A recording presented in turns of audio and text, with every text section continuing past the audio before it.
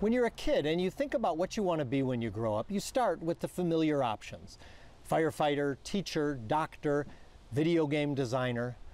But many jobs most of us have never even heard of. In the next half hour, I want to introduce you to 4 people who landed in pretty unusual careers. There's Des, who flies around the world with multi-million-dollar racehorses. Graham, who's keeping alive the art and craft of men's hats. William, in charge of model trains at the Museum of Science and Industry. And Dan, who you call when you've got bees living in the walls of your home. That's right now on Jay's Chicago.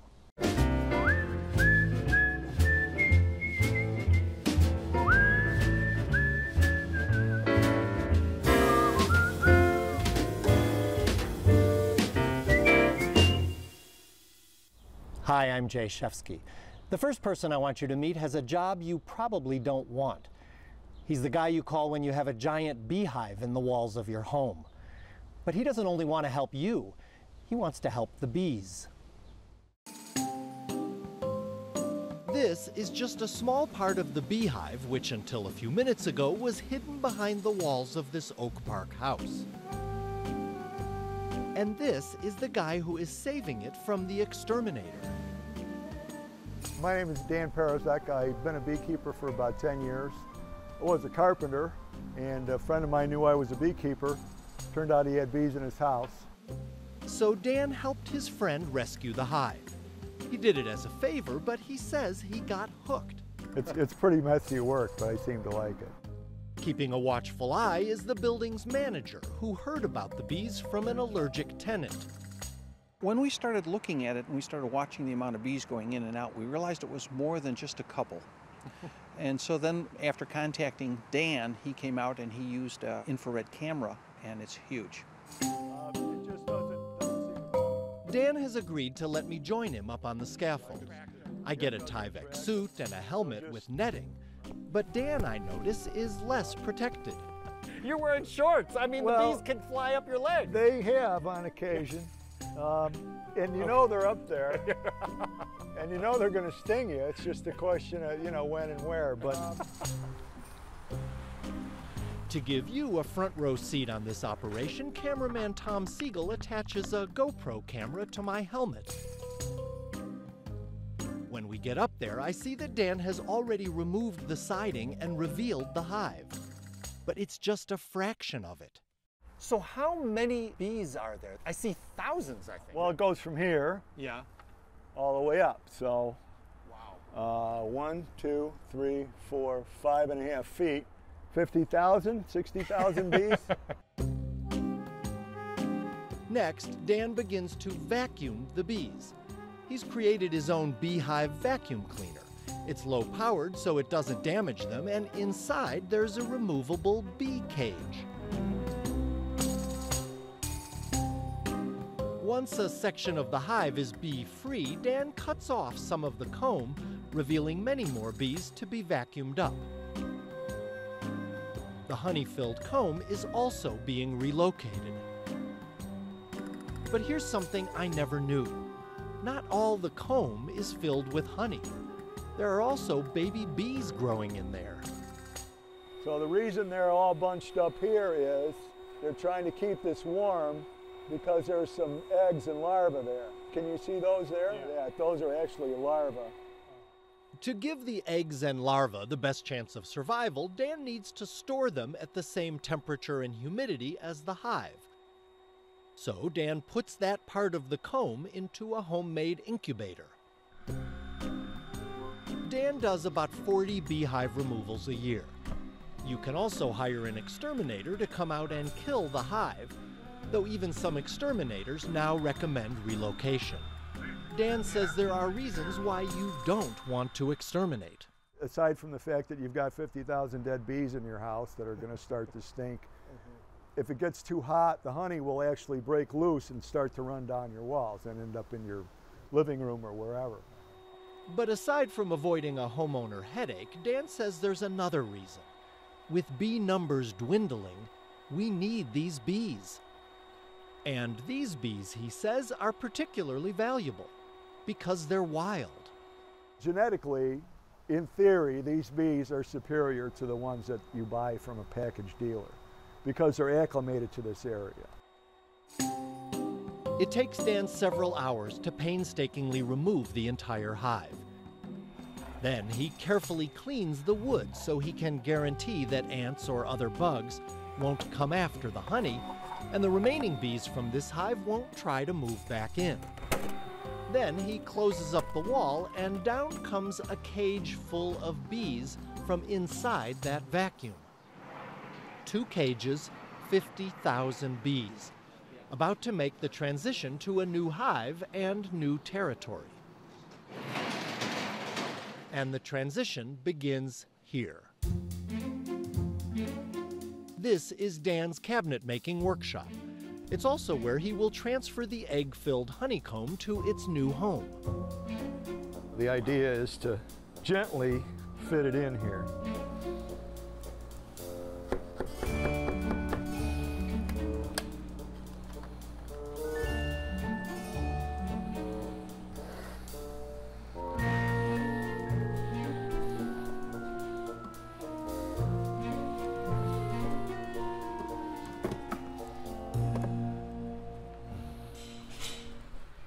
Dan's workshop is in a huge old Chicago industrial complex. It's a long walk to his collection of beehives known as an apiary, and you'd never find it. So this is your apiary back here? Correct. All fenced in and camouflaged. Yeah, I say, that's pretty camouflage is right.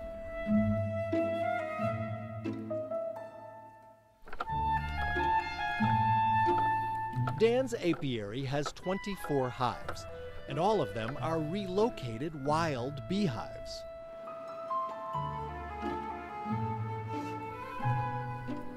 Will these bees remember that this is their hive when you've reassembled these pieces into your own hives?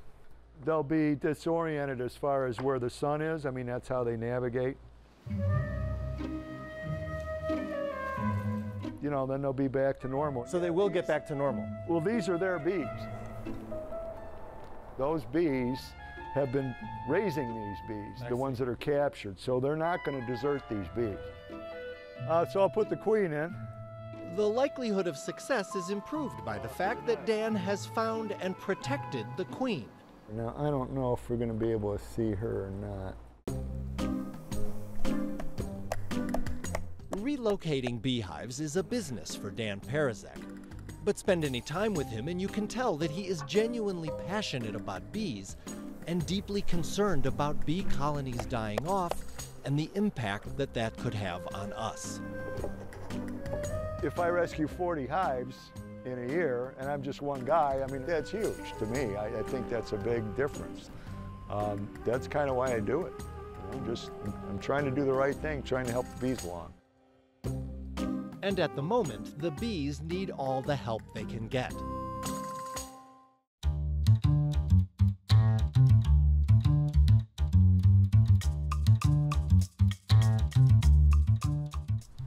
Next unusual job, Hatmaker.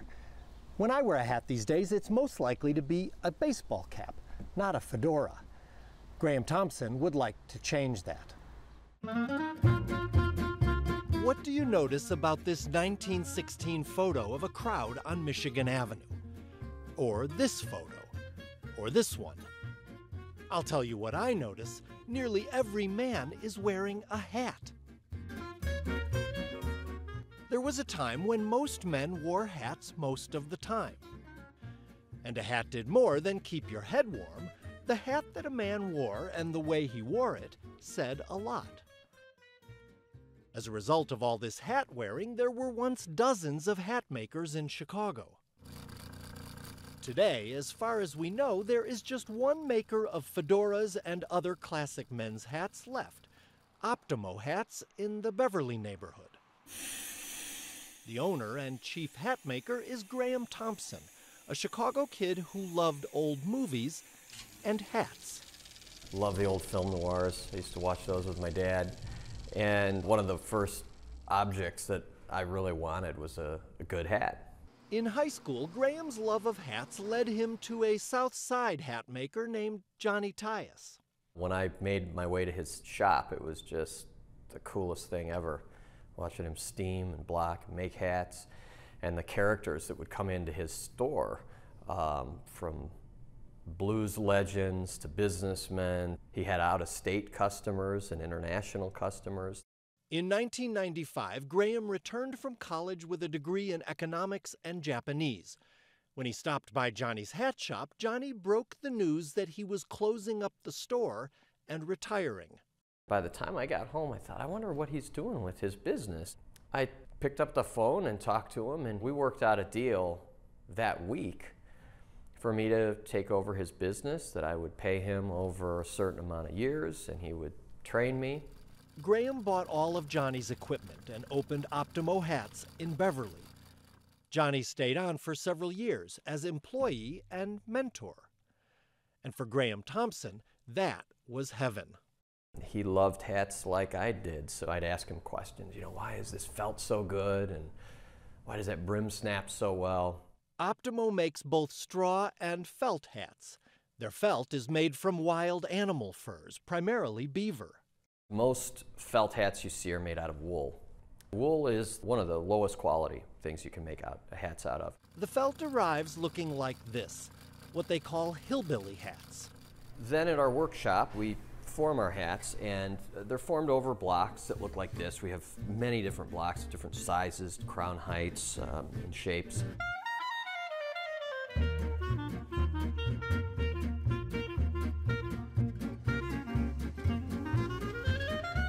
Then they go to the trimming department where the sewing is done. The sweatbands are sewn in and the ribbons and linings are added. The brim is cut to the right width and the hat goes into another form to give the brim just the right curve. Optimo also takes in hats for restoration and cleaning. My son bought me this hat for Christmas, and I'm getting it blocked to take out this little furl. And this I bought when I was in high school. Hello, Graham. Hey, Tom. Since 2012, Graham Thompson has been selling his classic old hats in the classic old Monadnock building downtown. We could take that hat, put this band on it. One regular customer is radio personality, writer, and Motel 6 spokesman Tom Bodette. Bodette says he never wore nice hats until he stopped in this store on a visit to Chicago. I honestly wouldn't have considered it till I came in here and started throwing hats on my head. And it's like, they look good for the first time ever. And I always felt like I looked like a clown in a hat. And you put a hat like this on, and it's like, actually, that's a pretty handsome looking guy in there. That's not a clown. Bodette admits that hats have turned into a kind of obsession for him. Today, he bought his fourth hat. And at $650 to $1,000 a pop, it's an expensive habit. I don't spend a lot of money on clothes generally because I'm not in a line of work that I have to dress a lot. So, you know, I tend to buy really nice stuff, but I don't have to buy a lot of it. So I'm applying the same thing to my hats, although these hats are becoming more of a habit than I thought they were going to be. But the fact that these are the kind of hats that I can pass down to my kids and even their kids if everybody takes care of them, for me, makes it justifiable. And Tom Bodette isn't the only celebrity wearing Optimo hats. The list of musicians and actors that have walked through these doors is pretty long and illustrious. Personally, I'm not ready to spend that much money for a hat, but I was curious to see how they'd look. I look like my uncles. And may I say that my uncles were pretty dapper guys. It's not the kind of thing that's going to go out of style, or if it does, it's going to come back in. So stick it in a hat box. It'll be in somebody's attic, and somebody will dust it off maybe 75, 80 years from now and say, that's a beautiful hat, I'm going to wear it.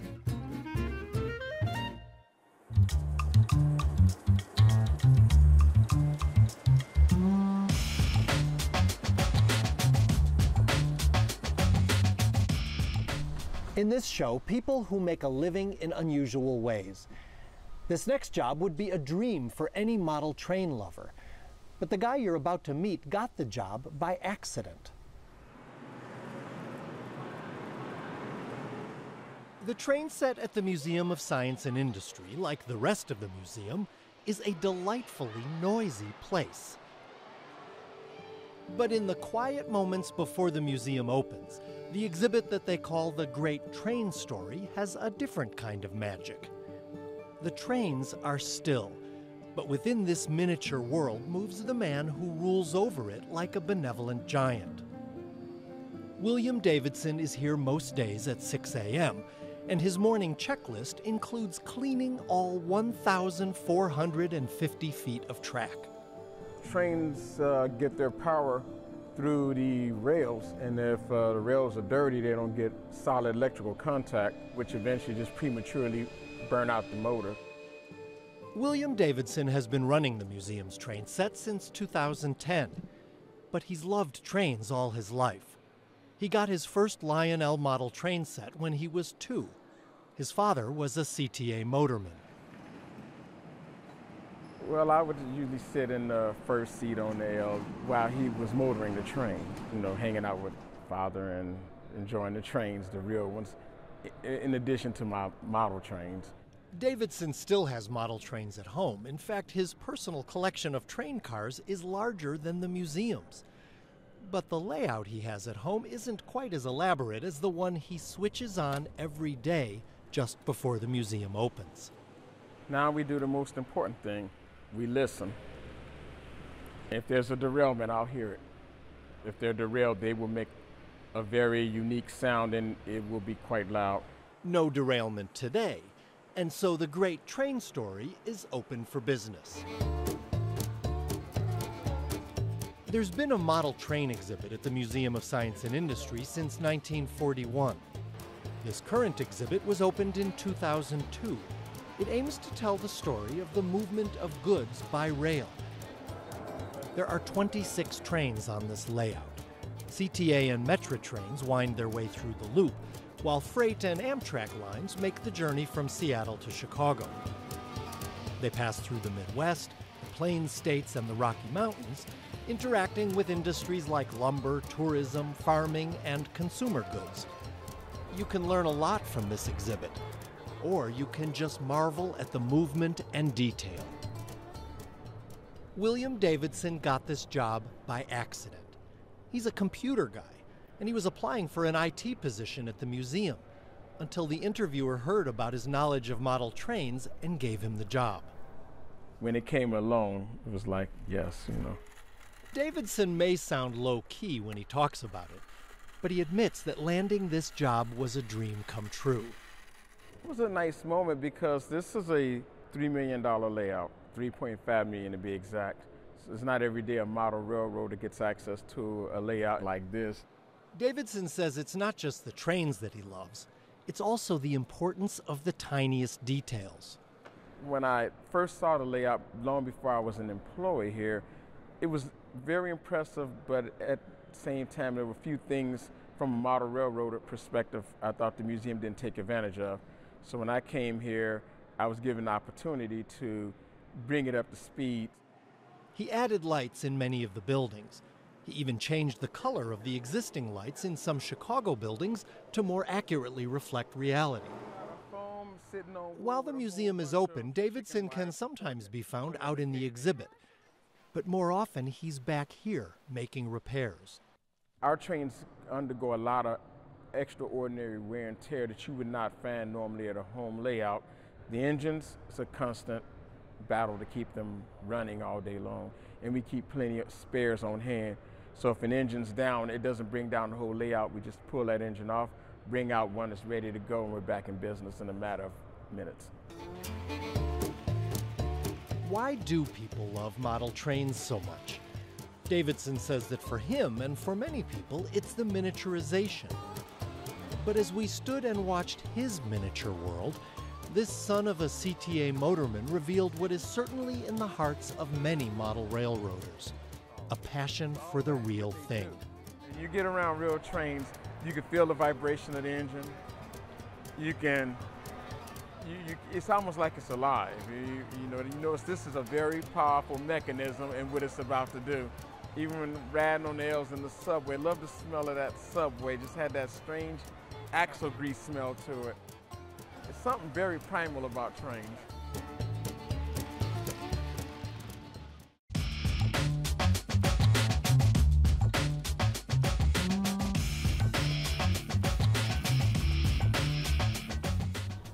Let's say you've just bought a multi-million-dollar racehorse, and it's going to race in Dubai.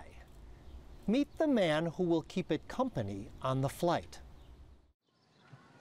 Des McInerney's day job is interesting enough. He's an operating engineer at the Lincoln Park Zoo. While he doesn't interact directly with the animals there, they couldn't live without him. Like the hippos. They need clean water, and that takes pumps and pipes and filters.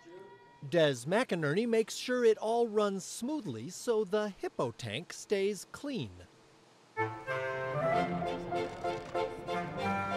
But on his days off, Des McInerney has another job, one that puts him in very close contact with some very expensive animals. No, he doesn't work at Churchill Downs or any racetrack.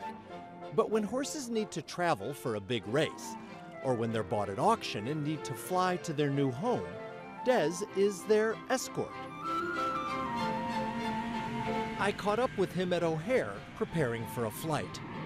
We're taking a shipment to Ireland, Dublin. We got 15, I think there's 13 yearlings and two two-year-olds. The horses were all bought at a sale in Kentucky. But before they could leave the country, the USDA held them in quarantine for several hours, and Des and a vet made sure that they had the right horses and that they hadn't picked up an illness since leaving the sale. The location of the quarantine is secret, since some of these horses can be quite valuable. The father of this one is called Medaglia Dior, and Sheikh Mohammed from Dubai bought the father of this for 65 million. The horses arrive at O'Hare in these trucks. Each one of these stalls will hold 3 horses for the flight. And one by one, they are transferred from the trucks to the stalls.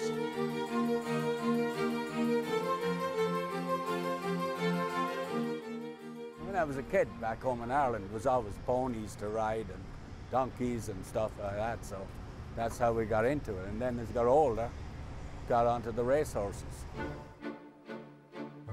Des became a steeplechase jockey, though the jumps and other obstacles took their toll. Collarbones broken, ribs. Now I've had 2 hips replaced. All right. As a safer alternative, Des began traveling with the horses more than 40 years ago. First on boats, then airplanes. Watch out, we're bringing the door up. What's it like for a horse to fly? Well, the majority of them handle it good. Well, it depends on weather, everything. You know, if you get it clear, not too much turbulence, good pilots up front, it'll give you a good takeoff. But there can be problems that require specialized skill. I've seen some great horsemen on the ground, but when you get up 38,000 feet in the air and something goes wrong, a horse decides he doesn't want to be on the airplane anymore, you have to know what you're doing. Or otherwise you can get hurt and the aircraft could get damaged. All right. And what do you do to comfort? Well, you stand like this. You know, there's 3 in a stall, so we'll stand in with them and talk to them. And once they see you there, it starts to reassure them, you know, that it's going to be all right. The horses are not routinely sedated for the flight, though there is a mild sedative paste that Des can use, which he says helps relax them. And occasionally he uses a stronger sedative to get them safely through the flight. Once the horses are all loaded into the stalls, they wait for the rest of the cargo plane to be loaded. The horses go up last. This year alone, Des McInerney has been to Dublin, Denmark, Hong Kong, Paris, New Zealand, Dubai, and others. He's been to Australia more than 60 times in his life. If that sounds exciting and even glamorous, consider the itinerary for the trip he is leaving on now. We'll get into Dublin tomorrow morning and we'll offload these, and then we're going to put 16 more back on. That's going to be going from Ireland to Kentucky. So we'll be back here in Chicago tomorrow night about 6:30. With 15 horses, Des travels with 2 assistants.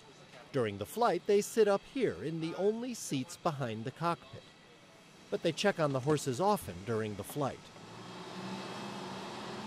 Sometimes we'll stay with them for takeoff and landing, or bad weather, you know, any severe turbulence coming up. But I don't like bothering them. If they're happy, I'll leave them alone. I just walk down and listen. Because they sometimes they'll doze off and sleep, so we don't want to keep waking them up. So the next time you're considering sending your racehorse to Dublin or Dubai, rest assured that your trusty steed won't have to travel alone. If you'd like to watch any Jay's Chicago stories again or share them with your friends, go to our website at wttw.com/JaysChicago. And while you're there, tell us what you thought of the show or give us your own story ideas. I'm Jay Shefsky. Thanks for watching.